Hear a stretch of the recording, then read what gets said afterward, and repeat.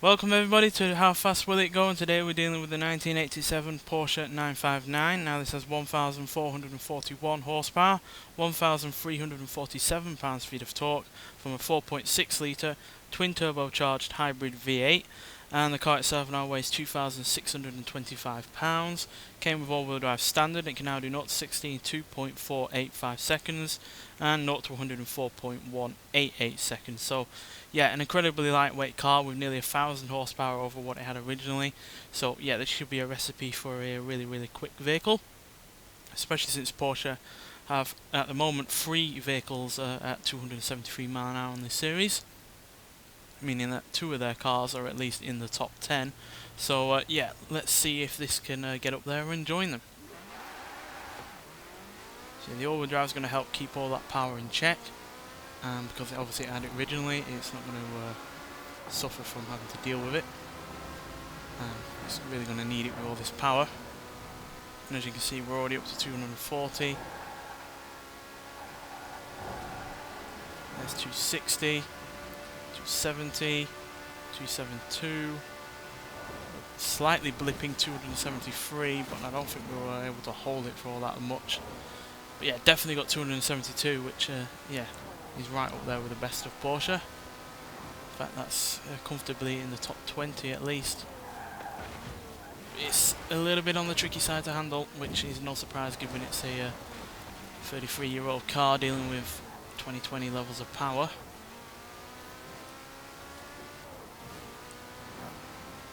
Yeah, as soon as it shifts into 6th gear, it's relentless in terms of how much speed it's gaining, and you're going to realise that obviously the faster you go, the harder it is to accelerate.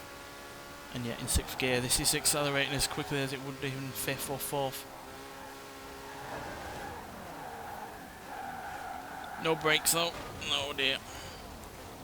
Even though obviously I have upgraded them along with the tyres and suspension and everything else that you can pretty much upgrade this vehicle with. Outside of the roll cage, because yeah, that adds a significant amount of weight with very little advantage in terms of handling. We like our cars as little in weight as possible on the series, because weight ruins ruins your chances of a top speed, but that's high, but also wastes horsepower.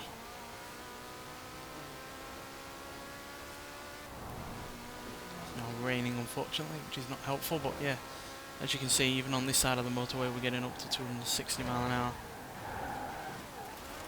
Just do not have the capability of stopping or really going around corners all that well. Obviously the faster we go, the more handling we'll have thanks to that rear wing there. So I have the reactions of a goat on this series.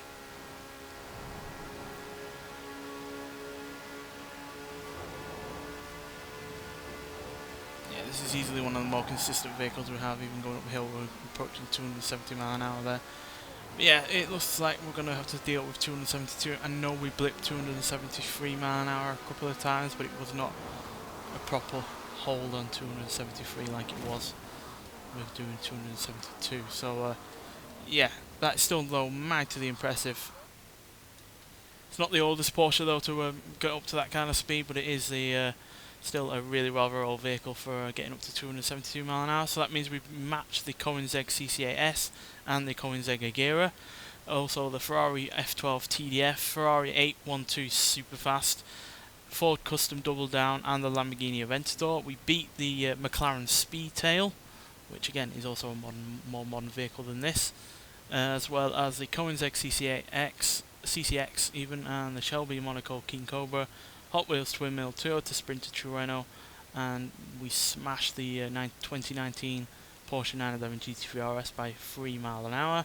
But yeah, inevitably we are behind those 3 Porsches I mentioned before, which is the 906 Carrera 6, 917 LH and the 911 Carrera S, while obviously being well behind the likes of a Toyota Supra RZ, McLaren F1 GT, Rossion Q1, McLaren F1 and the Jaguar D-Type still sits at the top of the leaderboard with 285 miles an hour. But yeah, this is still a really good car, and yeah, if you took a bit of the power out of it, you would have a pretty much a competitive vehicle on your hands here to take on other vehicles online, quite frankly, because yeah, it's got huge amounts of acceleration, even in 5th and 6th gear. It's relentless in terms of its acceleration, and yeah, at around 220, 230 mile an hour, it still has reasonable handling. So yeah, cracking vehicle overall. Surprised it's taken me this long to actually use it, but yeah, better late than never, quite frankly. Nonetheless, thanks for watching, and I'll see you in the next one.